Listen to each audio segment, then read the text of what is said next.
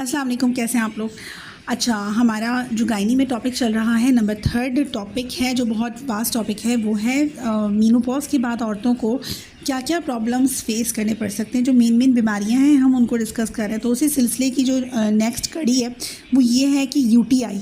आज के इस वीडियो में लेक्चर में हम देखेंगे कि यूटीआई क्या होता है। यूटीआई मतलब यूरिनरी ट्रैक इन्फेक्शन, जो मर्दों से ज़्यादा औरतों को होता है। ये भी एक औरतों से रिलेट की जाती है बीमारी कि मर्दों में इतना यूटीआई या यूरिनरी ट्रैक इन्फेक्शन नहीं होता जितना औरतों में पाया जाता है। एक तो औरतों की जो वजाइनल साख्त है, जो स्ट्रक्चर है वजाइना का, वो इस तरह का है कि उसमें बीमारियां ज़्यादा लगती हैं, एक्सटर्नल जर्म्स के एंटर होने का ज़्यादा ख़तरा होता है। अब यूटीआई में क्या होता है कि एक तो वजाइनल जो है आफ्टर मीनोपॉज वजाइना ड्राई हो जाती है। ड्राई क्यों हो जाती है? वही जो हार्मोन बैलेंस है उसका बिगड़ जाता है, कुछ हार्मोन्स ख़त्म हो जाते हैं बॉडी के अंदर, जिस वजह से वजाइना ड्राइनेस की तरफ चली जाती है। जो म्यूकस होना चाहिए वजाइना की पीएच को मेंटेन करने के लिए, वो म्यूकस रहता नहीं है। तो वजाइना की ड्राइनेस की वजह से जो वहाँ पर एक्सटर्नल बैक्टीरियाज हैं उनके अटैक करने के जो चांसेस हैं वो बढ़ जाते हैं। तो क्या होता है, ये वजाइना को यूटीआई की तरफ लेकर जाता है। अब क्या करना है आपको कि जो होम्योपैथिक मेडिसिन हैं उसमें अगर किसी को जो प्रेग्नेंट लेडी है या मिनाकी की एज की हैं, तो प्रेग्नेंट लेडीज़ के लिए यूटीआई की अलग मेडिसिन हैं ताकि वो सेफ साइड रह सकें, लाइक। और दूसरी मेडिसिन हैं जो प्रेगनेंसी में नहीं दी जाती, लाइक कैंथ्रिस है जो यूटीआई की बेस्ट मेडिसिन मानी जाती है, लेकिन ये प्रेगनेंसी में नहीं दी जाती क्योंकि ये बच्चे को ज़ाया कर सकती है। तो हमें ये मालूम करना होगा कि अगर कोई लेडी है जिसे यूटीआई है तो वो मीनोपॉजल लेडी है या वो प्रेगनेंसी की तरफ जो है या प्रेग्नेंट है।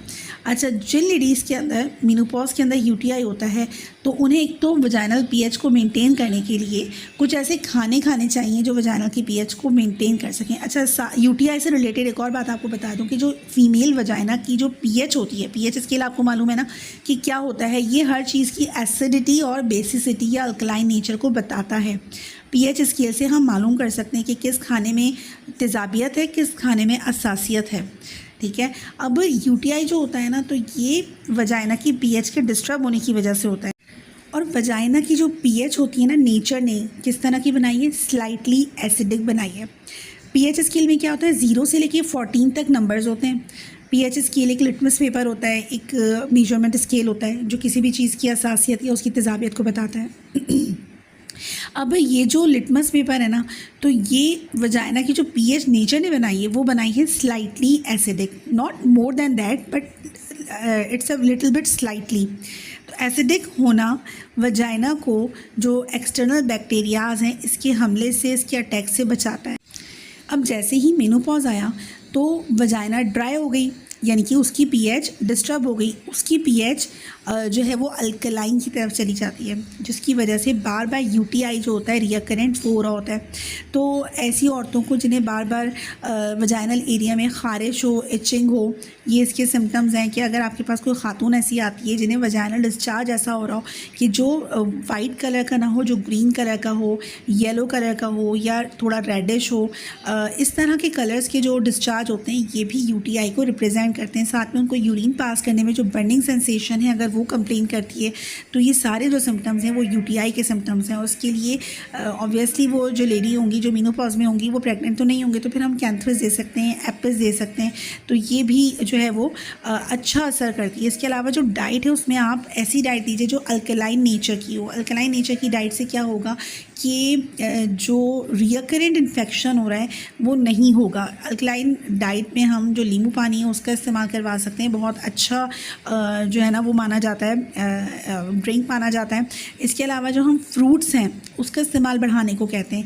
रेड मीट का इस्तेमाल हम कहते हैं कि कम कीजिए ऐसी कंडीशन में जिसमें अगर किसी को यूटीआई हो, क्योंकि अगर यूटीआई को ट्रीट ना किया या बहुत अरसे तक उन्होंने इसको इग्नोर किया रखा तो फिर ये ऊपर जाके वजाइना के बाद जाके सर्विक्स को मुतासर कर सकता है या यूट्रस को मुतासर कर सकता है, यूट्रस के साथ साथ फलोपियन ट्यूब्स को मुतासर कर सकता है। और बैठे बैठे एक चीज़ जो है ना खातून उस तकलीफ़ में आएगी कि यूटीआई बढ़ जाए अगर उनका, तो इन सब चीज़ों को कंसिडरेशन में रखना है। अच्छा, ये सारे सिम्टम्स अगर किसी लेडी में मौजूद हों तो हम उनकी जो टेस्ट है वो क्या करवाएंगे, हम सबसे पहले उनका यूरिन डीआर करवाएंगे।